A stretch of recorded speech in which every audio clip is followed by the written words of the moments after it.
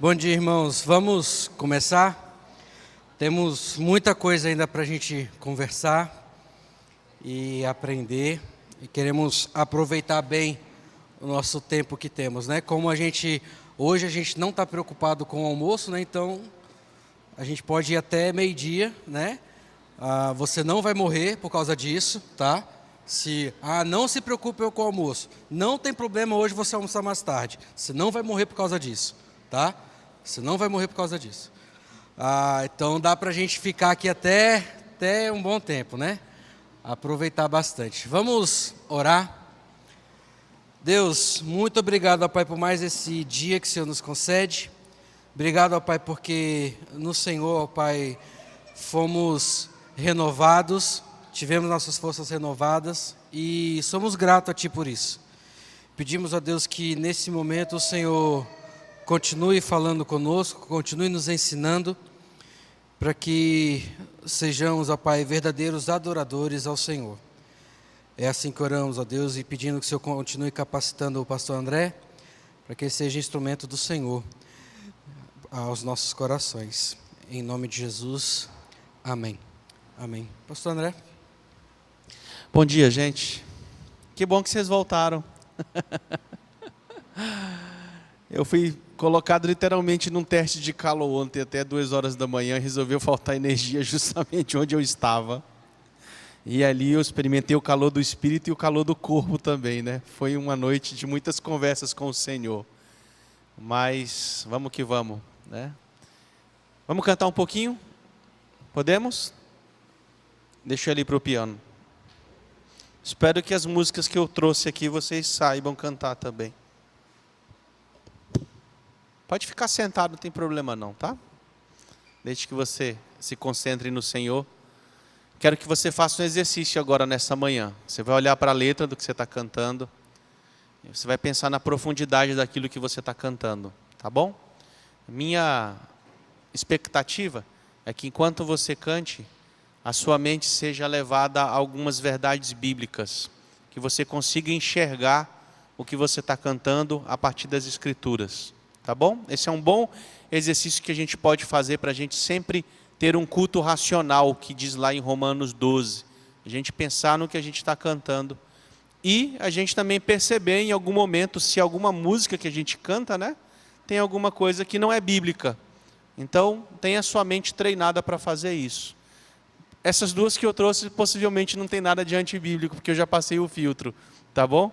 Mas é bom para você treinar também a sua mente. Sabem cantar Deus, somente Deus? Sabem? Vamos lá?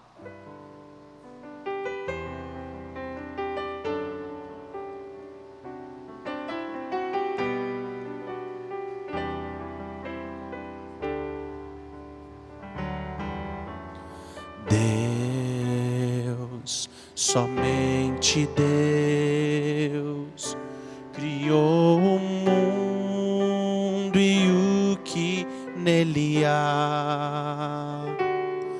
O ser que pode respirar existe para mostrar a glória do Senhor. Deus, somente Deus, os seus mistérios pode revelar, os seus desígnios que jamais um dia conheceu, pois Deus somente é Deus, Deus, somente Deus domina o trono do universo. Que a voz da criação se erga para dar louvor somente a Deus. Deus, somente Deus eternamente em nós há de inspirar a alegria de adorar, desejo de exaltar a Deus, somente a Deus, Deus, somente Deus domina o trono do universo. Que a voz da criação se erga para dar louvor somente a Deus.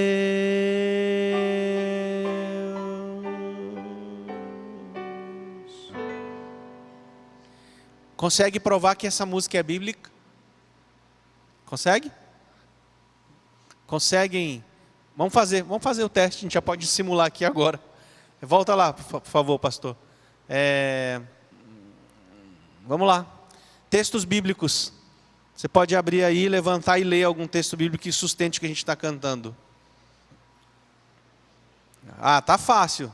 Esse início aí tá bem fácil. Gênesis o quê? 1:1. O que diz lá? No princípio, criou Deus os céus e a terra. Então sustenta isso aí, certo? O que mais? Cadê? Quem falou? Apocalipse. Diz o quê? Lê pra gente.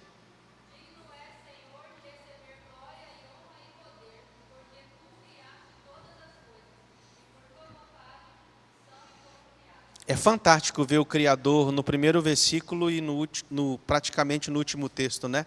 Ele se apresentando para a gente assim: eu sustento do início ao final. Eu sou o alfa e o ômega.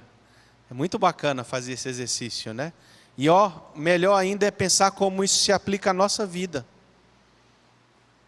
Para mim traz refrigério, para mim traz muita calmaria para o meu coração. Às vezes a gente esquece, né? Lembra que eu falei que a gente sofre de amnésia espiritual? Cantar essas coisas, pensando na verdade delas, sustentada pelo texto bíblico, muda tudo. Muda tudo. Passa para o próximo aí. Alguma sugestão?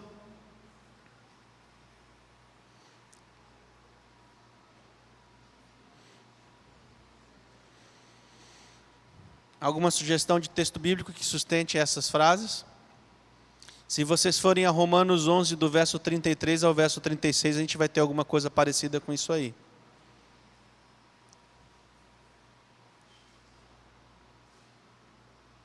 Se vocês observarem o diálogo do Senhor com Jó, lá do capítulo 38 até o capítulo 42, vocês vão perceber essa conversa lá também. Não é? Jó tentando aconselhar o Senhor dá um chá de cadeira em Jó, lembram? No capítulo 34, espera aí, Jó, me diz uma coisa, onde é que você estava quando eu estava fundando o firmamento da terra? Então, são verdades que podem ajudar a gente a pensar nisso também. Salmo 115, verso 1 diz o quê? Não a nós, Senhor, não a nós, mas ao teu nome dá glória. A exclusividade de Deus ali, somente é Deus. Passa para o próximo. Domina o trono. Onde foi que vocês viram o trono ontem? Apocalipse 4 e 5. Está lá o trono de glória. Hebreus 4:16. Alguém pode ler, por gentileza? Ou recitar decorado? Aí quem tem a voz bem forte já pode fazer a leitura. 4:16.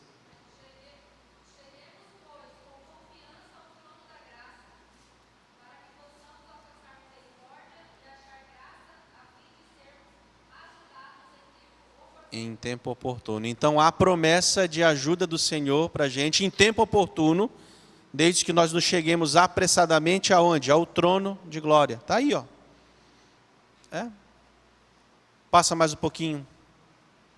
A alegria de adorar, o desejo de exaltar. Pode passar.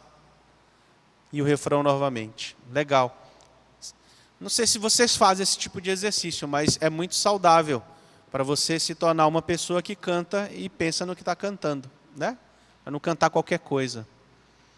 Só que aí tem que ter Bíblia, né? Tem que ler a Bíblia, senão você vai ficar realmente sem fundamento, né? Não vai saber de onde buscar. Vai ficar falando frase de Facebook por aí, ou de rede social, né? Achando que é a Bíblia, na verdade, né? Conhece essa? Salvador maravilhoso, Deus que tomou meu lugar, Cordeiro entregue ao Calvário, morto para nos salvar, oh, morto para nos salvar. Conhecem não, né? Conhece? Bora aprender então? Essa música é extremamente cristocêntrica. Salvador maravilhoso, Deus que tomou meu lugar, Cordeiro entregue ao Calvário, morto para nos salvar, oh, morto para nos salvar. Consolador, conselheiro, Deus que me vem abraçar na noite escura da alma.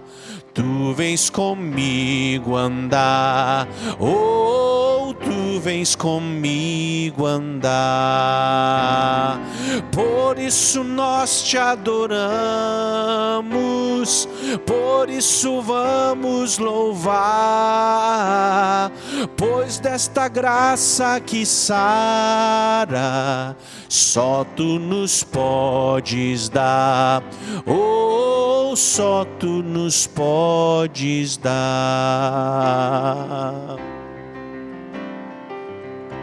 Pai poderoso, vou subir um tom. Pai poderoso infinito, Deus que não cansa de amar, em meio às nossas fraquezas, buscar, oh, nós vamos te buscar. Por isso nós te adoramos, por isso vamos louvar, pois desta graça que sara, só tu nos podes dar, oh, só tu nos podes dar. Pensaram em algum texto bíblico que sustenta essa música? Cantem pensando nas Escrituras. Algum texto bíblico que vocês veem? Alguém pode sugerir lá do começo? Ah, gente, tá fácil essa, hein? João 3,16 está aí, tá ou não tá? O que diz João 3,16, gente? Porque Deus amou...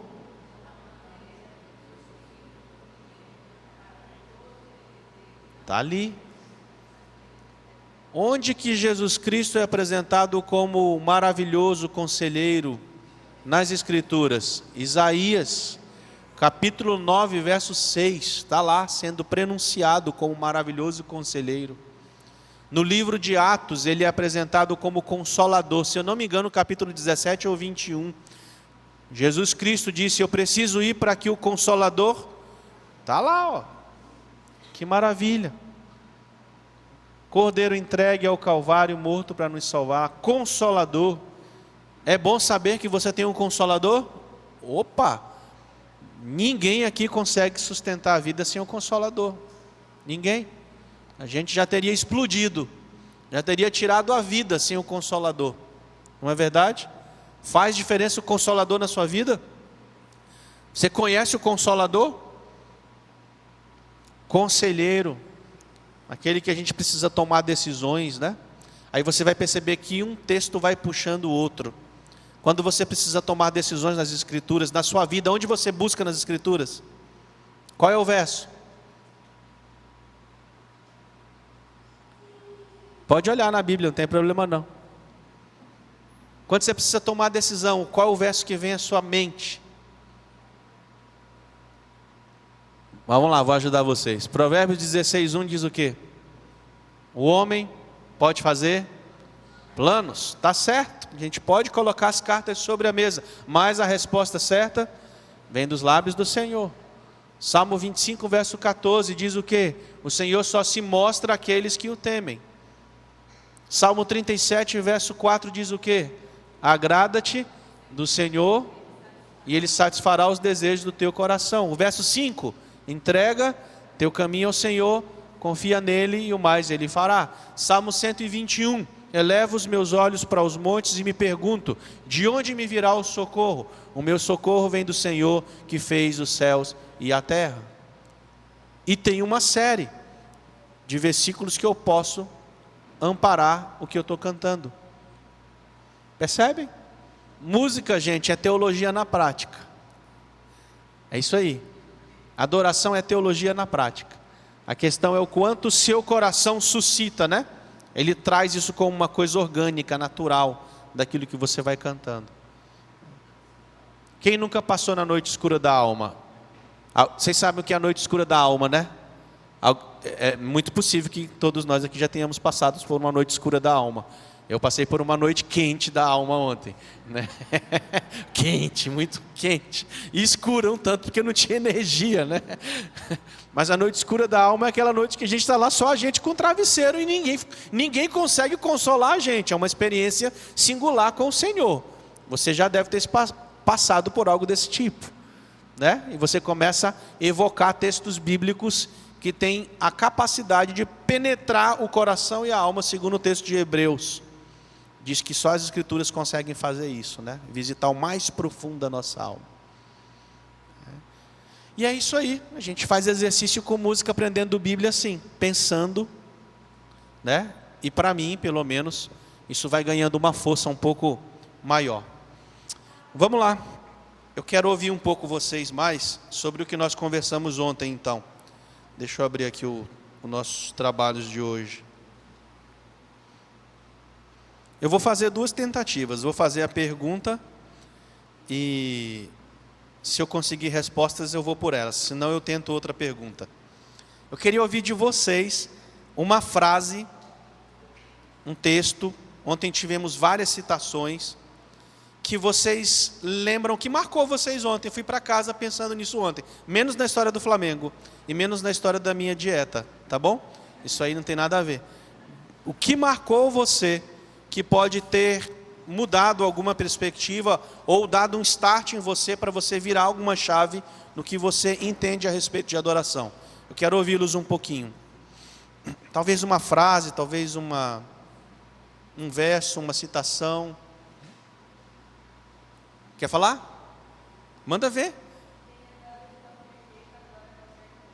Quem adora de qualquer jeito, adora qualquer coisa. Por que te mexeu contigo isso?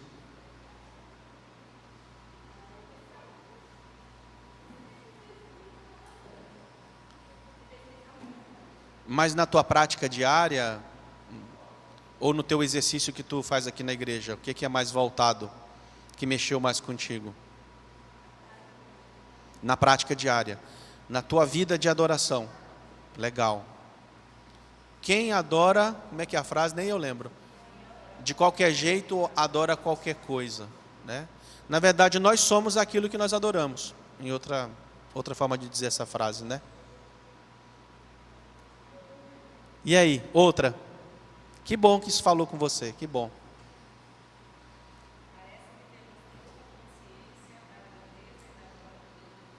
Ah, isso é forte também. Quer falar um pouco sobre? Por que isso mexeu contigo? Poxa, vocês estão, só um minutinho, vocês estão perdendo a contribuição dela. Eu posso passar o microfone para vocês ouvirem? Que eu acho muito importante a gente ouvir o outro, sabe? Não sei se vocês não gostam de microfone, mas vamos lá. A ideia é que a gente escute e aprenda com o outro. Eu anotei. Parece que temos pouca consciência da grandeza e da glória do Deus onipotente. Tem um versículo que fala que as coisas de Deus excedem nosso entendimento, né? Então, Deus também não Nosso entendimento nunca vai ser fechado de quem realmente Ele é. E deve ser para nós, de alguma forma, até assustador, né? Porque Deus é mais do que eu penso, maior do que eu posso realmente imaginar. Então, Ele merece mesmo essa busca constante dEle, e vai ser inesgotável, né? E que isso me inspire a adorá-lo pela grandeza do Deus que Ele é, e Ele me ama. Então, merece a minha adoração em toda a minha essência e tudo aquilo que eu puder fazer para adorá-lo. Legal. Quando você fala sobre isso, seu nome te esqueci. É a Kátia que não é Kátia, né? Quando se fala sobre isso, muitos outros textos bíblicos vêm à minha mente. Principalmente o texto de Isaías, né? Quando ele recebe aquela visita do Senhor e ele se curva diante do Senhor, coisa que a gente pouco faz, né? É como se esse Deus do Antigo Testamento fosse tão distante assim para o homem pós-moderno, né? Quando eu penso nessa grandeza que a gente não consegue alcançar, quando eu penso nos eventos escatológicos, a gente não tem noção do que é. Não sei como é que você pensa sobre a volta de Jesus, esses eventos que o texto de Tessalonicenses narra, 1 Coríntios 15 narra, o Apocalipse narra. Eu não sei como é que você pensa, mas lá diz que nós vamos ter um encontro com o Senhor nos ares. Diz que alguns ressuscitarão primeiro.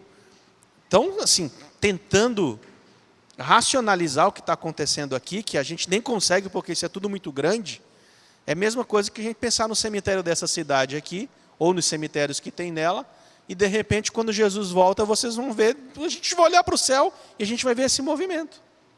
Seria isso. E a gente se apega a tantas coisas pequenininhas, terrenas, né? Quando é um evento muito mais. Basta observar o que está acontecendo com o mundo no que diz respeito às temperaturas, tanto para o frio quanto para o calor. Está todo mundo pedindo socorro. Parece muito com o texto de Hebreus que diz que a natureza geme e anseia absurdamente a restauração plena de tudo isso aqui. Entende? Tem eventos muito maiores que deveriam nos fazer chegar e viver aqui um momento de contemplação diante do Senhor, porque é muito mais profundo do que a gente imagina. Eu penso que para o homem pós-moderno esse negócio de pensar em Salmo 121, criou os céus e a terra, Salmo 19, é tão distante, né? A gente desconsidera todo esse movimento de um Deus que se revela de fato pela natureza. O céu de Brasília é muito bonito, não sei quando vocês tiveram já a oportunidade de ver o céu de Brasília às 17 horas. Nunca vi o céu aqui, mas lá parece um degradê, um negócio rosa com vermelho. Gente, às vezes depois de um dia longo de trabalho, quando eu estou voltando para casa e olho pelo retrovisor, eu tenho um encontro com o Criador. Eu fico ali no retrovisor, curtindo. Falei, para que você está com a pressa toda? Para que você está com esse medo todo? Para quê? O Criador está aqui, Só que o homem pós-moderno perdeu um pouco dessa contemplação, né? A gente não tem mais tempo de contemplar. Pergunta aí para todo mundo aqui, como foi a semana? Geralmente a resposta é correria. Só que a gente não foi criado para isso, de verdade. A gente precisa produzir. Diz a Bíblia que digno é o trabalhador do seu salário, mas existe um espaço, uma prioridade na contemplação. Perceba como isso afeta tudo. É o que a colega ali, seu nome é? Hannah. O que a Hannah acabou de dizer para a gente. É Hannah? Ana. Igual minha filha. Muda tudo. Você não vai para a escola amanhã mais da mesma forma. Porque se você se mostra com obras de adoração ao Senhor na sua escola de uma forma que não compactua com como seu Criador quer ser adorado, você está fazendo qualquer coisa por lá, menos adorar. A gente adora no trânsito, a gente adora no proceder, a gente adora com as contas, a gente adora com tudo. Então é muito mais profundo, eu concordo com você, é muito mais profundo. Às vezes dá até uma sensação de incapacidade. Puxa, não sabia que era tão assim. É assim. Não é à toa que no Antigo Testamento, vou mostrar para vocês hoje à noite, 2 personagens foram fulminados pelo Senhor. E o pai deles ficou caladinho. Imagino que Arão deve ter pensado assim, é melhor ficar na minha, senão vai sobrar para mim também. Legal. Outra frase, outro pensamento?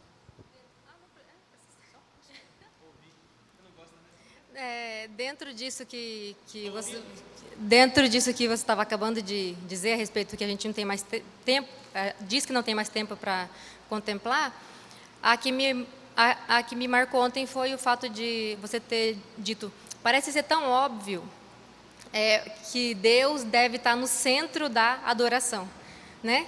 Gente, é tão óbvio isso, que Deus tem que estar no centro da nossa adoração, mas o nosso cotidiano, o nosso dia a dia rouba isso.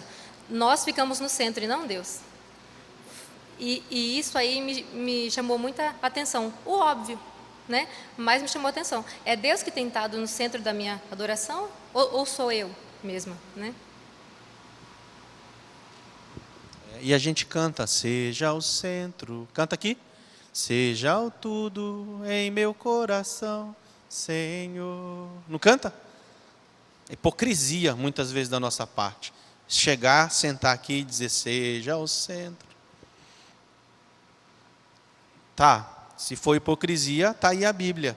Confessa o pecado, volta atrás e começa a adorar o Senhor de forma autêntica. É isso. Vou falar um negócio para vocês aqui. Recentemente eu voltei na igreja que eu pastoreei. Fiquei 4 anos por lá. Não é um desabafo, tá? E, infelizmente, uns 10% dos irmãos ficaram muito, muito chateados comigo mesmo, por causa da forma como o Senhor me tirou de lá.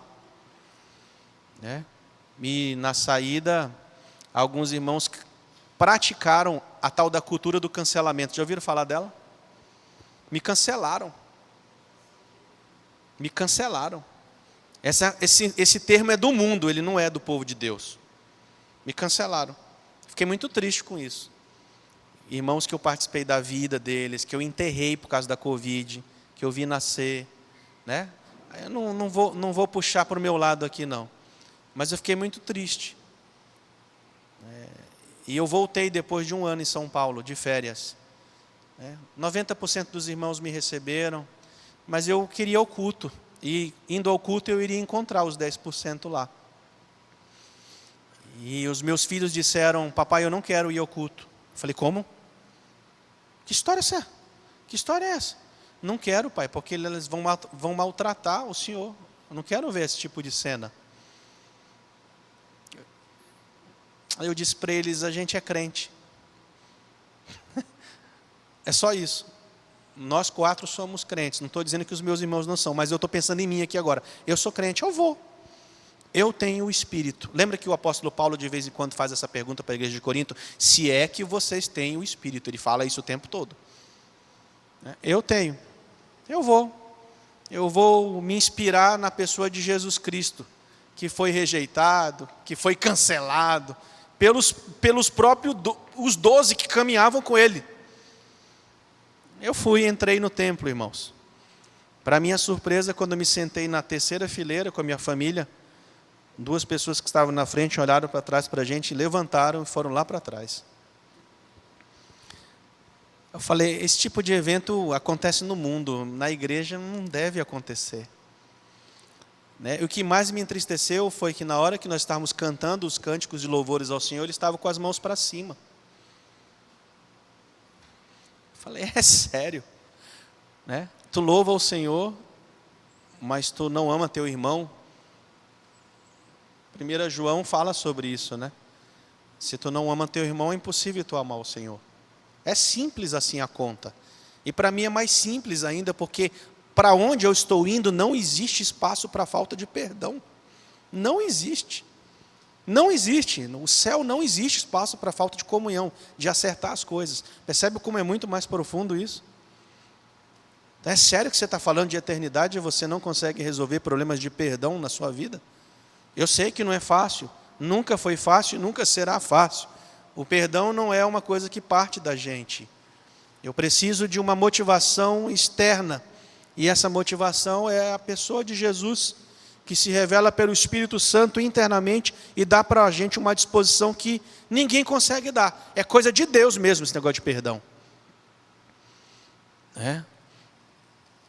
É triste falar isso para vocês, mas isso acontece nas melhores igrejas do Brasil. Gente que cancela o outro dentro da igreja. Fui, abracei meus irmãos e retornei para casa.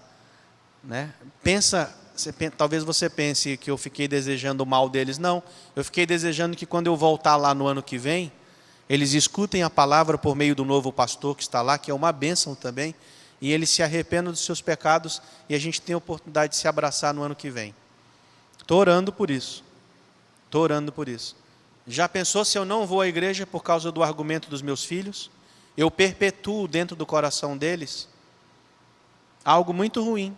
E daqui a pouco eles saem da igreja. Eles não entenderam o que é ser igreja. Então é muito mais profundo. Não é sobre levantar as mãos no culto.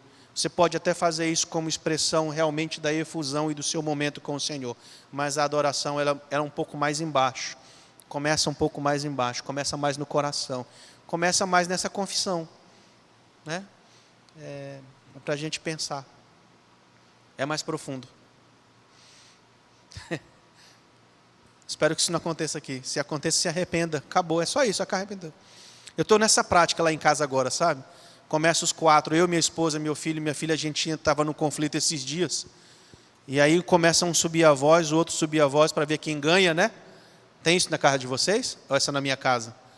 Uma disputa parece round 1, vamos ver quem aguenta o round 1. Round 2, e começa, né? Eu comecei a pegar a Bíblia e falar, para tudo, para. 1 João 9 fala que se a gente agora confessar os nossos pecados aqui um para o outro, ele é fiel e justo e está tudo resolvido, acabou. É que a gente é bobo.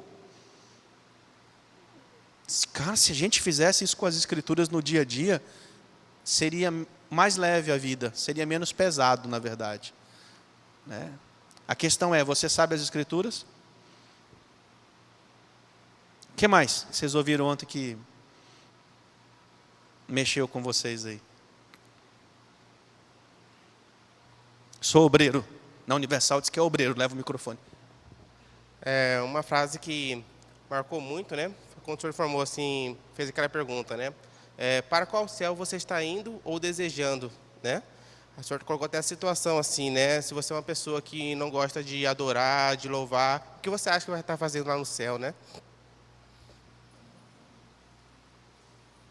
Alguém quer dissertar sobre isso? O que ele falou?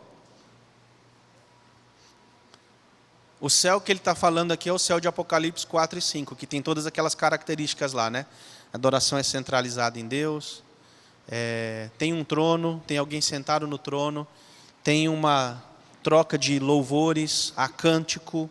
É esse céu que você está esperando?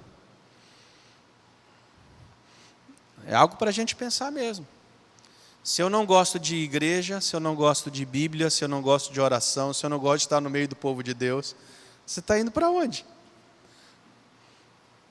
É muito prático isso, é coisa do dia a dia. O que você espera no céu?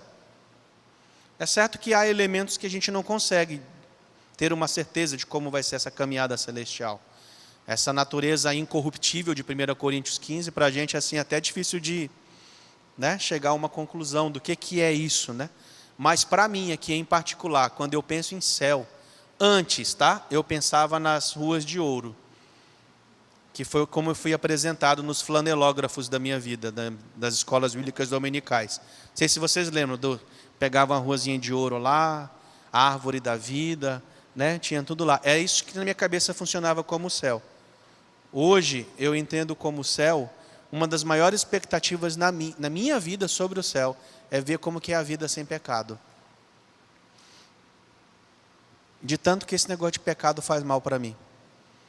Eu queria ver, de verdade, como que é esse negócio de ficar livre de vez do pecado. Deve ser bom, né? Não ter angústia, não ter tristeza, não ter egoísmo, não ferir os outros com as palavras, não ter inveja. Deve ser uma maravilha, gente, uma vida sem pecado. Quem deseja essa vida?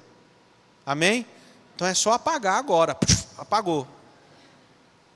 Aí se eu fizer a segunda pergunta, muda, né? Engraçado que quando a gente vai a velório, geralmente a gente diz o que para consolar a pessoa? Ele está num lugar melhor. Não é? Mas parece que só serve para quem foi, né? A gente não, esse negócio não serve muito para a gente não. Para o outro que ele está num lugar melhor. Mas e a gente? Vocês anseiam o céu?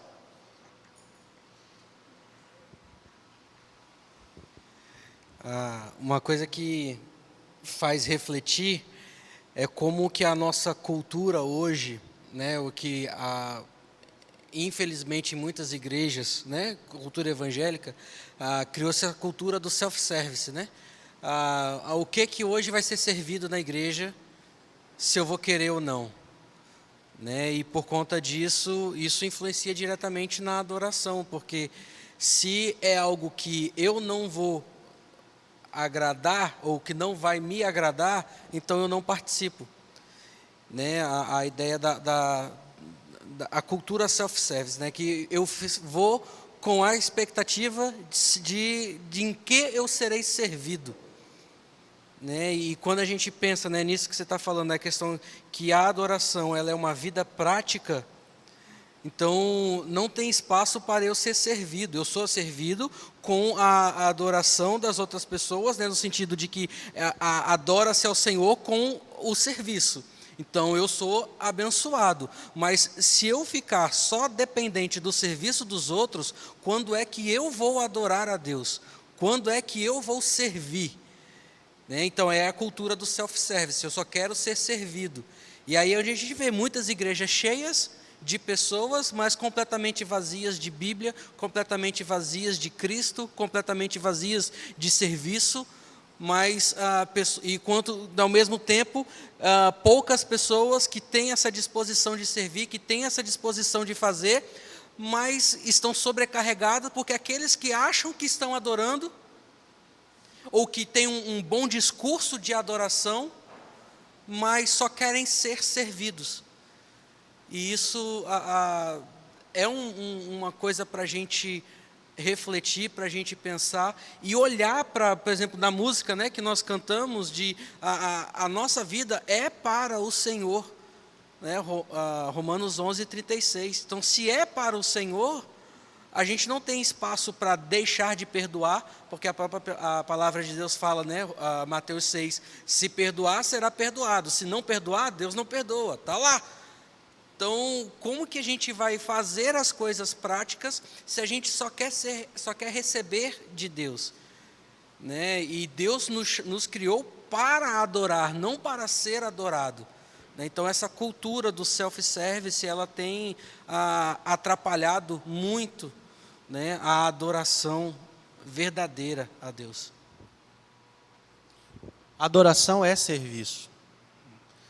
Se você pegar as duas palavras no original, as duas palavras elas se autorizam, elas caminham juntas. Adoração é serviço. É isso mesmo. Então, uma má compreensão de adoração vai gerar uma má compreensão, uma má execução do seu serviço. É isso mesmo. Preparem-se, pastores, que geralmente outubro e novembro, estou falando da minha vida ministerial, começam a chegar as mensagens no WhatsApp de que eu vou parar de fazer. Trabalhei já demais esse ano, então o senhor segura a onda aí, né? A gente se aposentando precocemente, né? Diferente do apóstolo Paulo, que diz, eu combati, já nos 53 do segundo tempo, foi que ele começou a passar as funções dele. Preparem-se, né? Final de ano, geralmente as pessoas entregam as suas funções e os pastores que se virem, né?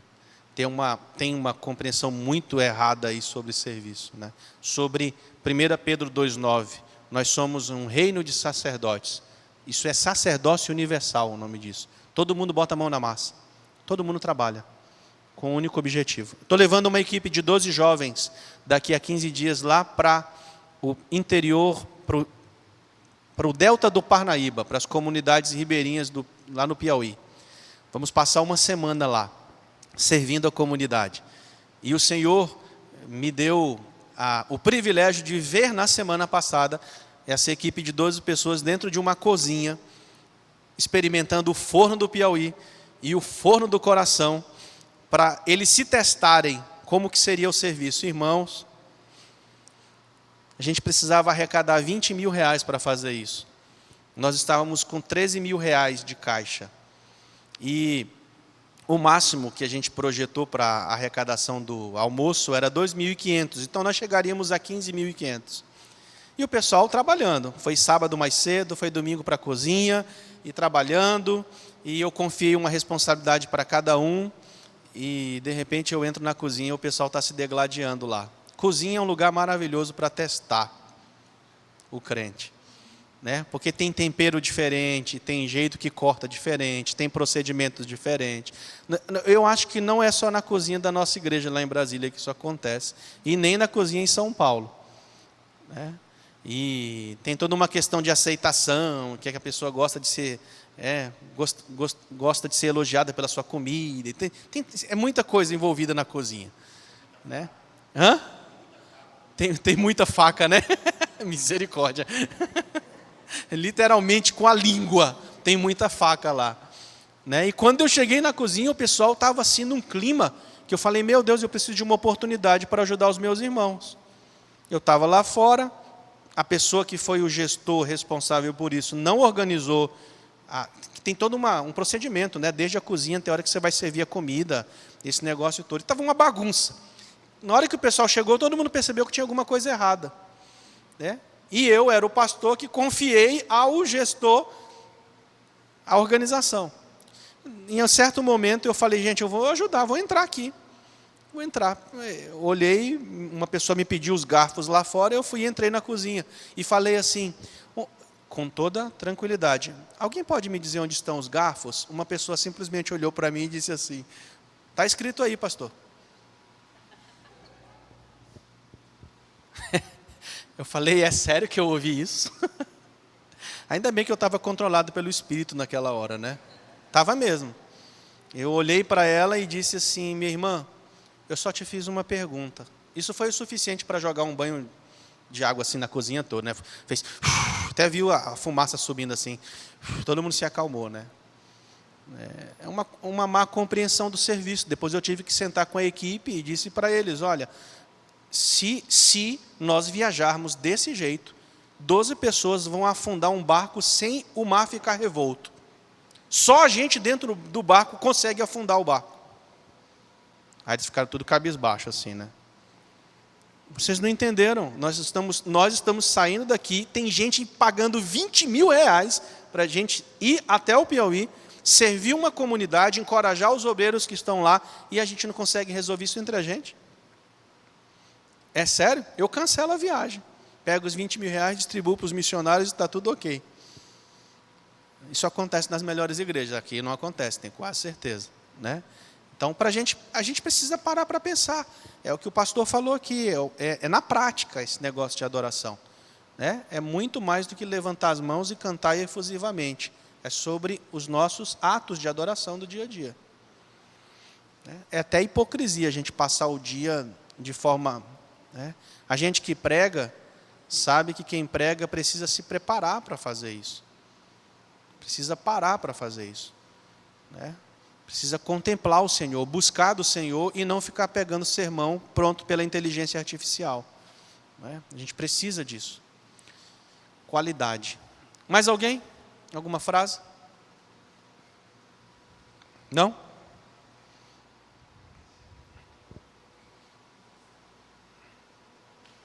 Então, bora aqui continuar um pouquinho. Hoje é um pouco menor, que eu tinha mais esse interesse de conversar com vocês. Os elementos que afastam da adoração, os elementos que afastam a adoração da sala do trono.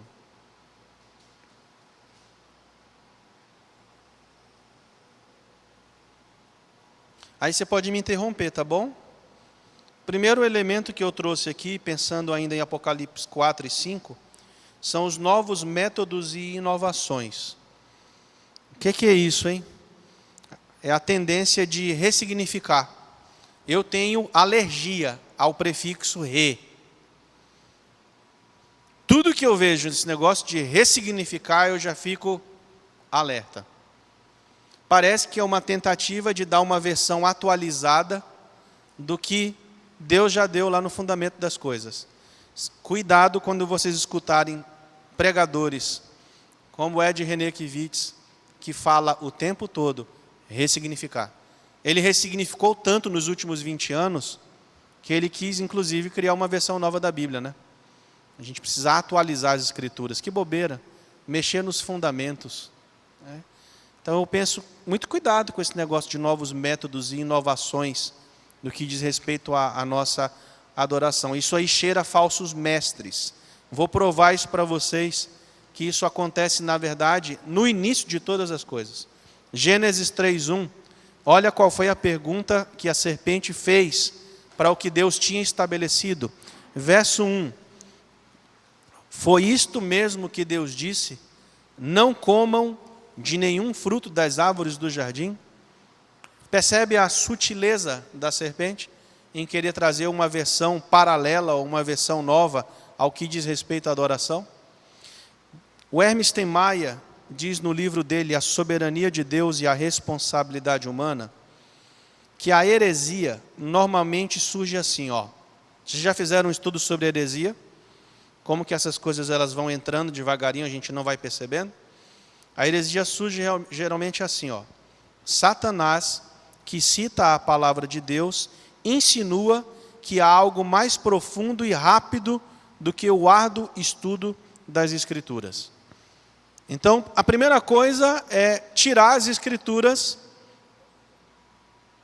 do plano.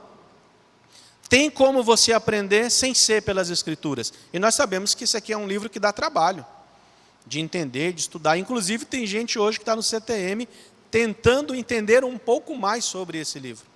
Não é isso? Não é um livro fácil de ler, de entender, até porque ele precisa de uma inspiração do Espírito Santo para que a gente o entenda. Preciso de tempo, preciso de qualidade para cá. Então o diabo chega e insinua isso para a gente. Gente, pega conteúdo mastigado, pega conteúdo pronto, e nesse negócio da informação que hoje é muito veloz, e o excesso de informação, a gente acaba, se não tiver esse filtro, atendendo a fontes que não tem nada a ver com a palavra de Deus. Dentre eles, os filósofos dessa época. Se vocês pararem para pensar, cidadãos como Leandro Carnal, já ouviram falar dele? É bom saber quem é, viu? Porque ele está bombardeando aí os filhos de vocês. Leiam sobre o Leandro Carnal. Fala bonito, fala mansa, tranquilão, mas não é uma fonte confiável. Tem um outro cidadão desse grupo de filósofos que tem influenciado a pós-modernidade. Como é o nome? Mário Sérgio Cortella. Já ouviram falar dele? Fala bem, né? Uma boa postura, impressiona, é bem provocante, mas tem guiado a mente de muita gente por aí. Não é? Para pensar quais são as fontes que têm alimentado, por exemplo, os seus filhos adolescentes. Quem tem filho adolescente aí? Né? Quem são as fontes que estão ali tentando tirar a autoridade das Escrituras? Dizendo para eles que há pais melhores que vocês, porque vocês amam o Senhor e não deixam fazer o que o Senhor não deixa, não quer que eles façam, e de repente há uma sugestão no coração deles: olha, seus pais não são tão bons assim não. A sugestão é a mesma, percebe? Se eu pegar esse texto bíblico aqui, é como se houvesse uma afronta à autoridade do pai e da mãe. Eu acho que os teus pais não estão muito certos não, esse negócio de Bíblia aí que eles falam não tem nada a ver não. Tem certeza que é isso aí mesmo? Quem são os filósofos, os influencers, né? Que a gente fala assim hoje. Esses influenciadores sempre existiram na história. Você sabe, pai e mãe, quem são os influencers dos seus filhos? Onde eles estão ouvindo? Quem são as pessoas que estão formando os pensamentos deles? Né? Onde eles estão bebendo? As crianças. É importante a gente pensar sobre isso. é de fato as Escrituras, ele propicia revelações especiais. Olha aí, ó. Há alguma coisa especial. Ele propicia sonhos. Ele propicia luz interior. Ele nos diz que por intermédio desses meios podemos chegar a conhecer mais do que todos os homens. Que finalmente descobrimos o método de Deus para o nosso crescimento espiritual, para adquirir uma visão mais abrangente do mundo que nos circunda. Satanás é o grande divulgador da autoajuda. Ele é o grande divulgador da psicologização, do púlpito. Ele tira a autoridade das Escrituras. Às vezes nem tira tanto não, ele só mistura. Aí deixa os dois ali, no mesmo nível de autoridade. Né? Lembra do que aconteceu com Daniel e seus amigos lá, quando eles foram testados com a fé? O que é que Nabucodonosor disse para eles, diante da estátua? O que é que ele diz? Abaixa aí. Eu não vejo de verdade Nabucodonosor falando tão sério assim com os 4 rapazes que ele investiu o dinheiro neles. Daniel entra no cativeiro babilônico com 14 anos de idade. Nabucodonosor é um excelente estrategista, um excelente estadista, ele sabe o que ele está fazendo. Ele pega os melhores, coloca dinheiro neles, paga a melhor faculdade, que era a Universidade da Babilônia na época. Os meninos se formam, crescem, e de repente, diante de um evento que todos precisam se curvar, Nabucodonosor chega para esses meninos e eu imagino que eles não devem falar com a mesma intensidade. O texto prova isso, porque eles não se curvam na primeira vez. Nabucodonosor chama eles para um papo particular, né? E deve ter falado, né? Ó, o titio investiu na vida de vocês, né? Agora é hora da gente pagar, né? Não precisa curvar assim, dá só uma curvadinha assim. É assim que as coisas entram no meio do povo de Deus. Esse hibridismo, né? Essa coisa assim, vai entrando, daqui a pouco você não percebeu. Por quê? Porque você não tinha total confiança nas Escrituras. Os amigos de Daniel e Daniel tinham. Inclusive, eles dizem lá no capítulo 3, ó, se o Senhor quiser fazer, Ele vai deixar a gente morrer. Mas se Ele não quiser, Ele vai manter a gente vivo. Mas a gente não vai se curvar diante do Senhor. É fácil olhar para o texto de Daniel e pensar nisso, naquela imagem, naquele cenário. Mas diante do que nós temos curvado os nossos corações? É só uma espiadinha. Muito sugestiva essa frase. A frase do Big Brother, sabiam? Eu não vejo, tá? Eu vi só o primeiro de todos os capítulos, nunca mais vi. Mas pode ver, só uma espiadinha. E tem gente que paga por isso. Aqui eu vou usar só o exemplo do Big Brother. Muito simples, você pode aplicar a outras áreas. Mas é sério que tem gente que diz que ama o Senhor, ama a lei dele, ama os atributos dele e gosta de ficar assistindo um negócio dizendo que é só uma espiadinha, que é só uma brincadeira, que é só um entretenimento e vendo o que o homem pode produzir de pior no coração dele. Que é isso que você está fazendo. Aí cuidado com as séries. Cuidado com o que você está assistindo. É sério que você tem prazer em degustar, o seu coração tem prazer em degustar de conteúdos de traição, de conteúdos de adultério. A gente quase que torce, né? Tomara que morra. O que está enchendo o teu coração?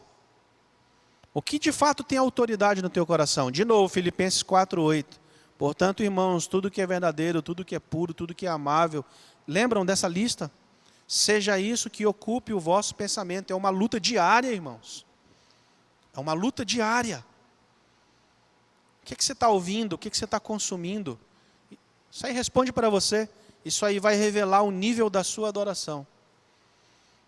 Eu não estou falando também de se tornar um ser acultural. Não é isso que eu estou falando. Mas é você ter filtro para fazer isso. Você desenvolver um filtro bíblico diante de tudo que é oferecido para você. Então ele começa assim com uma sugestão. A sugestão é, faça você mesmo sem necessidade de Deus e a sua palavra.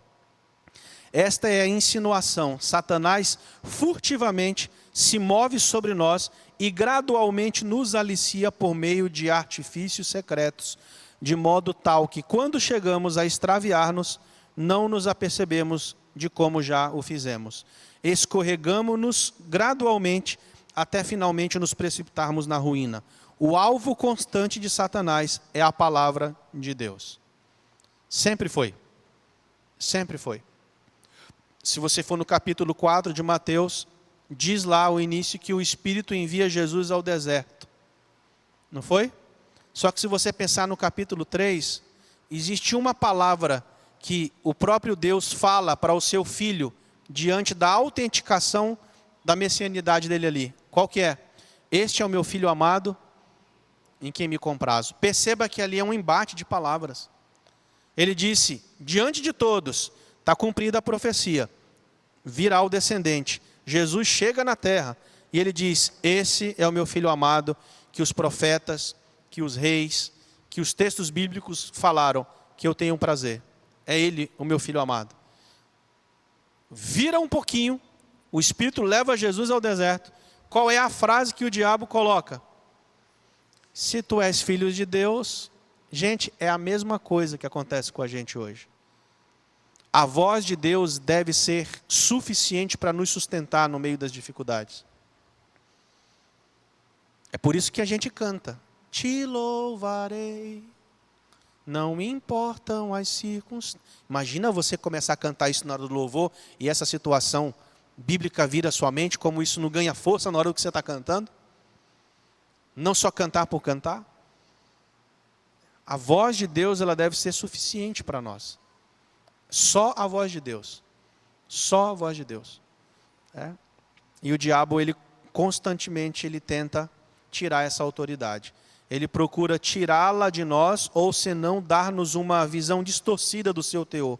A mentira do diabo consiste na sua insistente tentativa de fazer o homem acreditar que ele pode viver sem a palavra de Deus. Minha oração é que o Senhor nos livre dessa armadilha. Algum comentário sobre esse tópico? Está fritando aí na sua mente, você está pensando, e que você pode contribuir? Vocês são quietinhos assim mesmo, caladinhos? É? Tá bom, então vou falando. Próximo elemento dos 3 que eu trouxe para essa manhã é o afastamento da pregação expositiva. Eu coloquei para vocês aí que eu fui recentemente a um casamento em Araçatuba que a palavra não foi pregada. Já foram em casamento que a palavra não foi pregada? Casamento de crente. Cheguei lá, fiquei ávido para ouvir a palavra, e de repente o pastor diz que traz 3 presentes para os noivos. Um bambu, um óculos de sol e um navio. Eu falei, lá vem. O que eu vou ouvir aqui hoje? E na expectativa de que abrisse a Bíblia, ou pelo menos citasse um texto bíblico e discorresse a respeito dele. E os 5 minutos foram passando, os 10 minutos, eu falei, não, ele vai falar do bambu e deve pegar um texto bíblico para, pelo menos, fundamentar essa história do bambu, né? E eu lido com muitas pessoas em situação de crise em casamento na igreja. E bambu não resolve. Bambu só resolve para dar na cabeça do outro, mas não resolve. Eu falei, é sério que esses 2 jovens estão se casando e o pastor está falando do bambu para eles? Aí eu falei, não, mas ele deve falar de alguma coisa melhor. Aí depois ele começou a falar do óculos de sol. Eu também trouxe óculos para vocês. E o pastor teve a infelicidade de dizer que nós precisamos aprender, para lidar bem no casamento, a gente precisa olhar a vida do outro pela nossa ótica.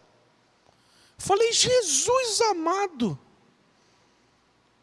não é pela ótica de Cristo, sempre foi. Aí eu falei, meu Deus, ele já falou do bambu, falou do óculos, o que vem agora com esse navio aí? Acreditem, ele não pregou a palavra. Isso acontece direto. Vou fazer uma visita, né? Tomo café Eu tenho que ter um momento. Visitei uma senhora da igreja recentemente que fez cirurgia. Tive um momento de conversa, tive um momento de empatia com ela, mas abri a palavra. Eu vim aqui por causa da palavra. Eu vou falar um bocado de coisa aqui para trazer alívio para a senhora, mas eu não consigo acessar o seu coração. Mas eu vou ler a palavra. E vou explicar a palavra. 8 minutos. Mas a palavra estava lá. Em tudo que a gente for fazer, a gente precisa disso. Se no culto não tem pregação, se não tem fundamentação bíblica, se a nossa ministração não tem essa motivação, ela é vã. Cuidado. Talvez hoje vocês tenham um culto bíblico, mas os falsos profetas, eles não deixam de insistir. É a vida toda tentando entrar. Daí a gente precisa de pastores mais valentes nessa época, para poder barrar essas manias, essas inovações. A pregação aí não acontece na sala do trono, pois ela é meio primário de Cristo se revelar ao seu povo enquanto estamos no plano terreno. Olha o que o Spurgeon diz. Não existe melhor maneira de adorar a Deus do que ouvir um sermão. Seu coração, ele é impactado quando você escuta um sermão? Um sermão bem preparado, um sermão bem explicado, um sermão bíblico que confronta a alma. Aventuro-me a dizer que se ouvirmos atentamente um sermão, ele exercitará a nossa fé à medida que acreditarmos nele. Exercitará o nosso amor à medida que desfrutarmos de suas palavras. E exercitará a nossa gratidão à medida que pensarmos em todas as bênçãos que Deus nos tem dado. Lá no casamento, a minha filha e o meu filho estavam sentados um lado, eu e minha esposa estávamos aqui. Eu sei que com 15 minutos de mensagem chegou um WhatsApp para mim. A minha filha, ele não vai abrir a Bíblia? Eu, glória a Deus! Porque está sendo treinada a descobrir o que é heresia, o que não é, o que é fundamentação. Com 18 anos de idade, ela cobrou. Ele não vai abrir a Bíblia. Ele não vai citar o texto bíblico, ele não vai discorrer sobre o texto bíblico. Outra coisa que a gente precisa exercitar aí no aspecto de uma boa adoração. E por último, essa distorção do Evangelho. Eu não consegui avaliar vocês, nem é minha intenção avaliá-los. Mas vocês sabem que aquilo que uma igreja canta revela o tipo de evangelho que ela tem pregado. Sabem disso, né? Se vocês quiserem conhecer uma igreja pela palavra, observem o que eles cantam. Como eles cantam. O que acontece na hora dessa expressão de louvor. É lógico que uma visita numa igreja não dá para discernir isso, né? Mas passe uns 3 domingos observando isso, você vai descobrir qual é a teologia que está no centro dessa igreja, no púlpito dessa igreja. Que bom que vocês cantaram músicas aqui que de fato falam das doutrinas, que falam de salvação, que falam de graça, que falam de fato de conteúdos bíblicos. Algumas coisas que têm sido omitidas ou subtraídas do Evangelho. Vamos fazer um exercício aqui? Qual é a música ou quais são as músicas que você lembra dos 15, 20 últimos anos para cá, que falam sobre o sangue de Jesus? Essa é uma. Essa é penteca. Já falou uma aqui, qual outra? Essa também? Nada além do sangue. Essa aí vem na cabeça, né? Nada além do sangue, eu sou livre. Começa com teu sangue, né? Teu sangue leva-me além. É isso? Ou é tua cruz? Mas tem o sangue. Vai. Outra. Tem nos hinos, olha que os hinos aparecem muito mais. O sangue de Jesus me lavou, me lavou. Não é? O que mais? Sobre o sangue.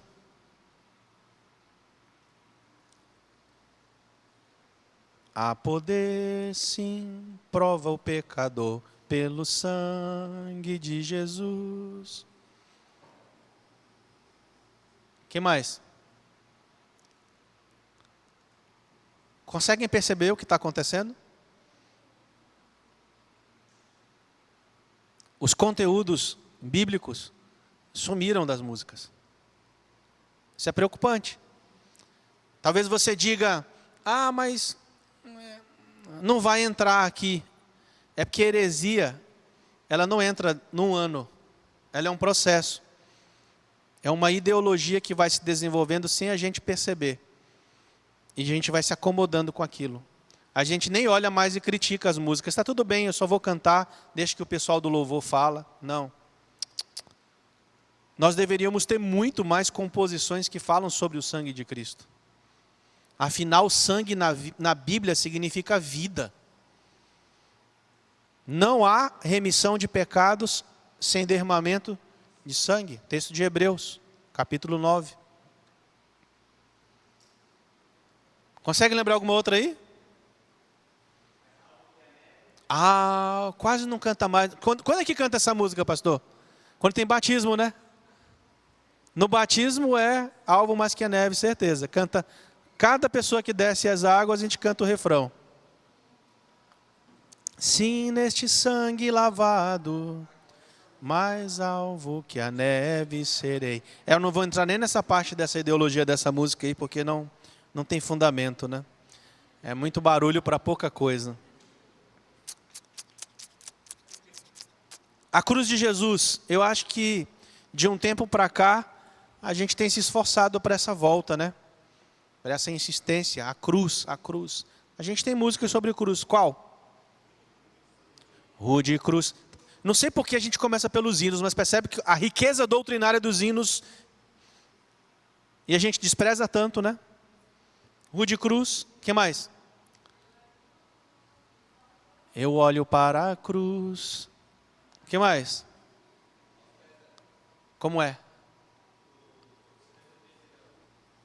Canta aí. Tem vergonha de cantar? Não tem problema não. Como é que é? Só um pedacinho.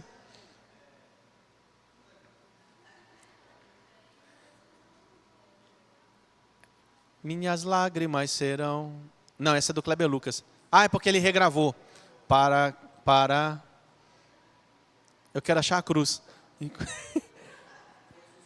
Pois o que chora aos pés da cruz, clamando em nome de Jesus. Olha que coisa interessante. Nós somos convidados a apresentar aos pés da cruz as nossas situações diante do Senhor. Muitas vezes a gente apresenta para outro lugar, né? Projeto Sola.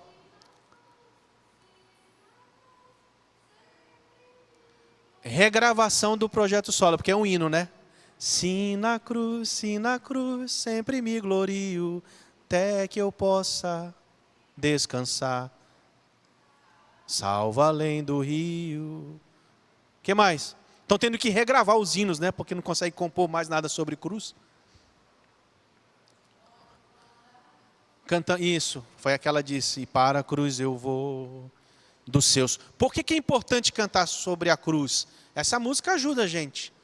Do seu sofrer, participar. Ela lembra para onde eu estou indo. Ela lembra sobre o que eu me decidi. Sem cruz não tem céu. A gente precisa lembrar disso.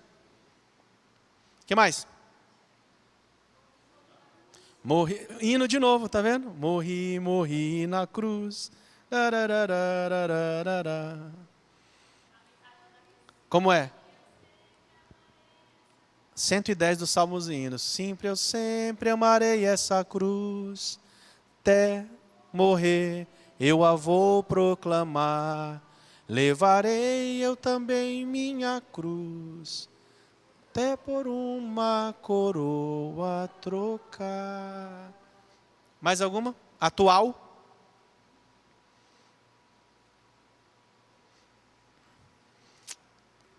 Talvez você diga assim, a gente cantou ontem Maravilhosa Graça, a gente falou do sacrifício que foi feito lá.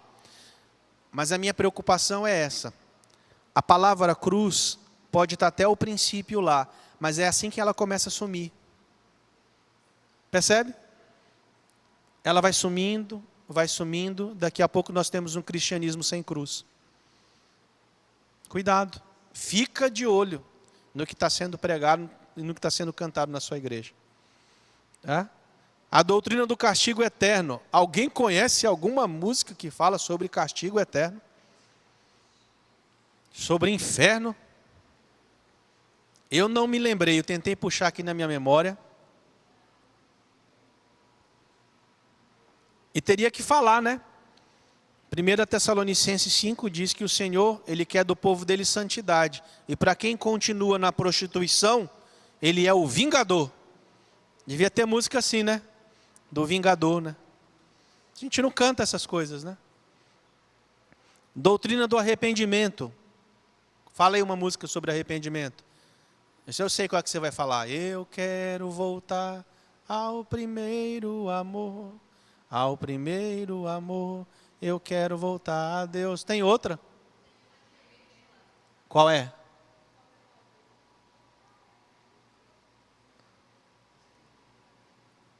Podem sugerir aí, enquanto ela lembra. Qual? Canta aí, pedacinho.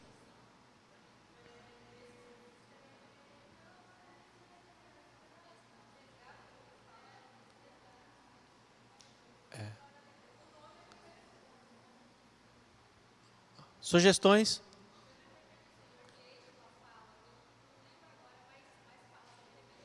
Aham.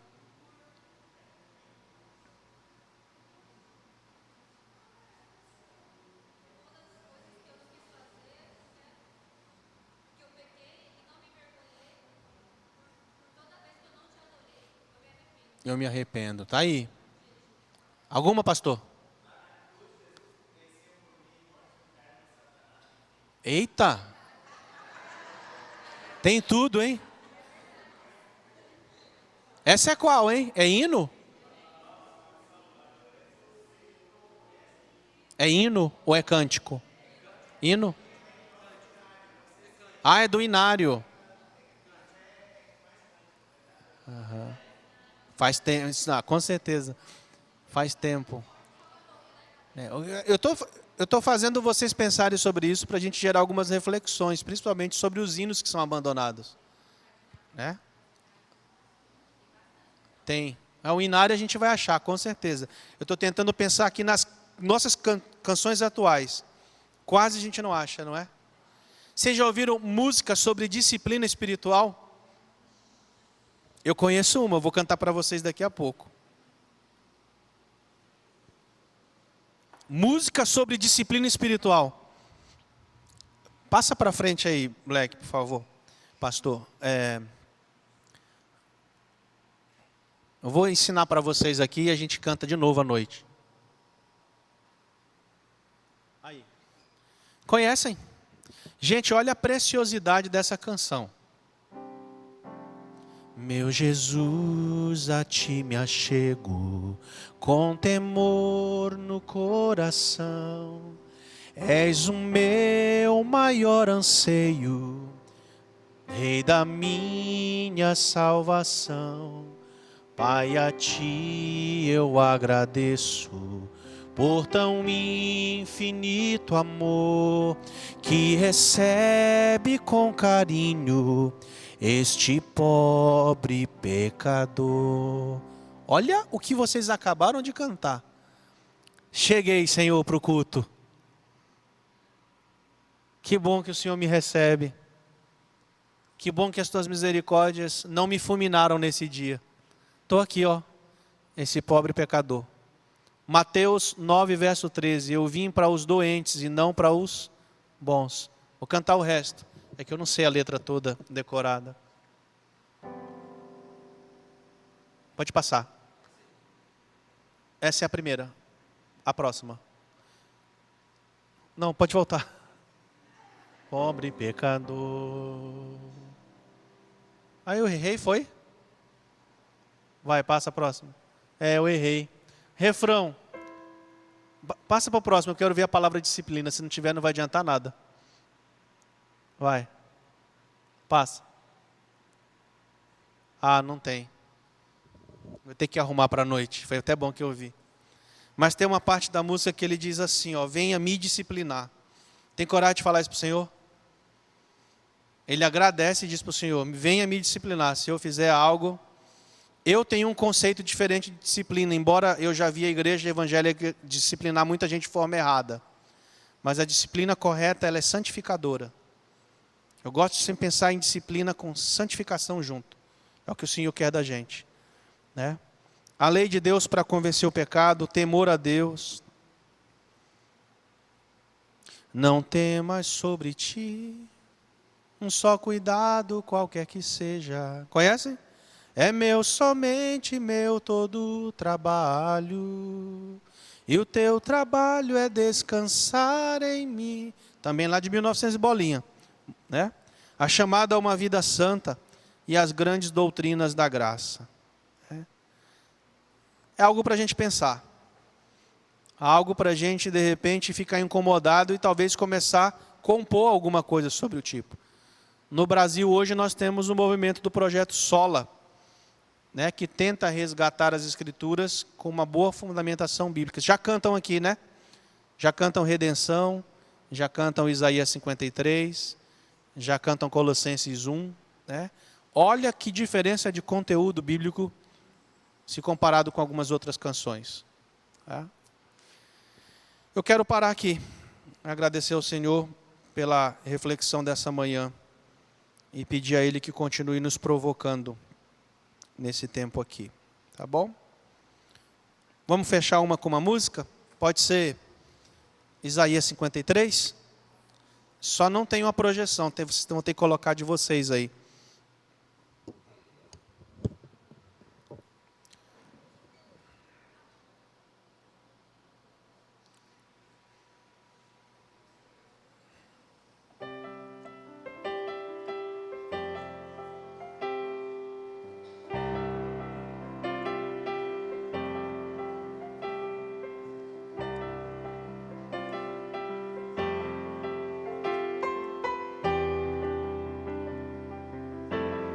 Vamos começar? Ele não tinha qualquer beleza ou majestade para nos atrair. Nada havia em sua aparência para o desejar. Mas rejeitado dentre os homens, ainda assim carregou nossas dores.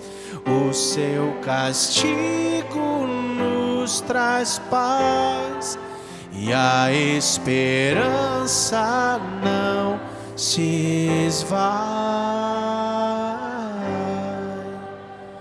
A oferta pela culpa Ele ofereceu para satisfazer o Criador.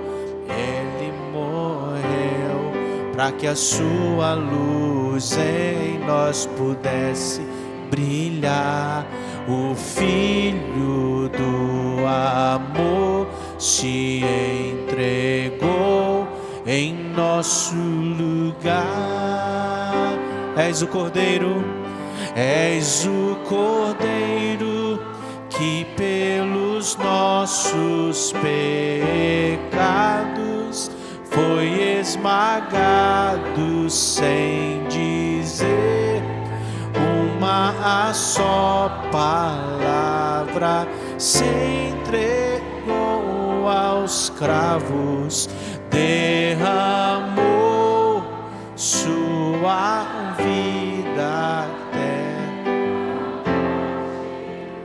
provando a ira para nos dar sua doce graça e nos fazer viver.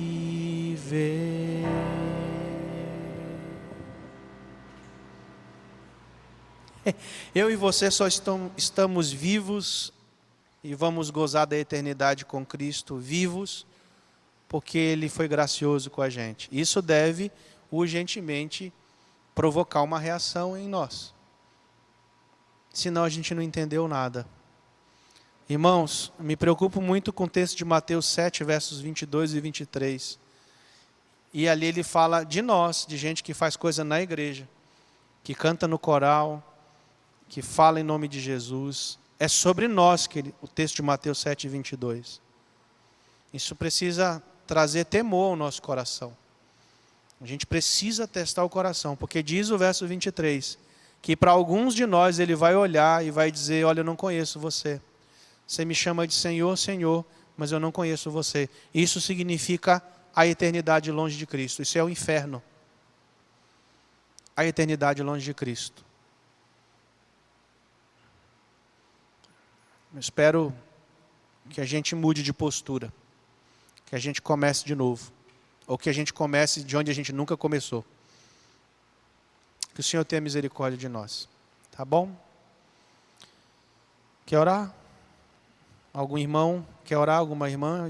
Por nós e pedir ao Senhor misericórdia, que é o que só o que eu posso pedir nesse momento. Ninguém quer orar? Ai, Jesus. Pode?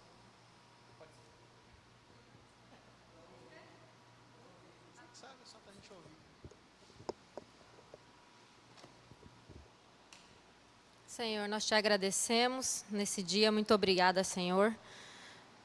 Te louvamos porque, portanto, que podemos rever, Senhor, quanto a gente peca na adoração a Ti, no nosso dia a dia. Obrigada, Senhor, porque não somos fulminados por Tua misericórdia e graça, sabemos disso. Queremos reconhecer, Senhor, quanto falhamos em Te adorar e queremos aprender, Senhor, porque Tu és este que é o único merecedor de toda a honra, toda a glória, toda a adoração da nossa parte. Queremos Te adorar com nossas vidas, Senhor, em tudo que nós fazemos. Muito obrigada, Senhor, por Tua misericórdia e bondade infinita por nós, pobres pecadores, falhos, Senhor. Mas realmente queremos aprender mais do Senhor, a cada dia mais, para que possamos Te honrar e Te glorificar como o Senhor merece. Ajude-nos, nos molda, Senhor, conforme o Teu querer. Transforma as nossas vidas, Pai. Nós Te agradecemos por tudo até aqui, por toda a palavra, por tudo aquilo que nós vimos e ouvimos de Ti, Senhor, e que nossos corações possam ser cheios e que a gente não retorne para casa da mesma forma que nós viemos, mas que nós possamos realmente estar firmados cada dia mais no Senhor. Honrado seja sempre, Senhor, Teu nome para todo sempre. Amém. Senhor, que haja paz nos nossos relacionamentos no almoço de hoje. Que Jesus se sente conosco à mesa. E que nós sejamos verdadeiros adoradores ao Senhor quando a gente conversa, enquanto a gente fala, enquanto a gente come. Que a gente coma para a Tua glória. Enquanto a gente passa desse tempo juntos. Eu peço ao Senhor que nos ajude a Te adorar com os nossos atos nessa tarde. E que ao retornarmos para o nosso culto público da noite, o Senhor não rejeite o nosso cântico nem a nossa oração, mas que o Senhor se agrade e nos conceda a oportunidade de ter um rascunho, uma amostra da Tua presença diante daquilo que nos espera pela eternidade. Em nome de Jesus, amém.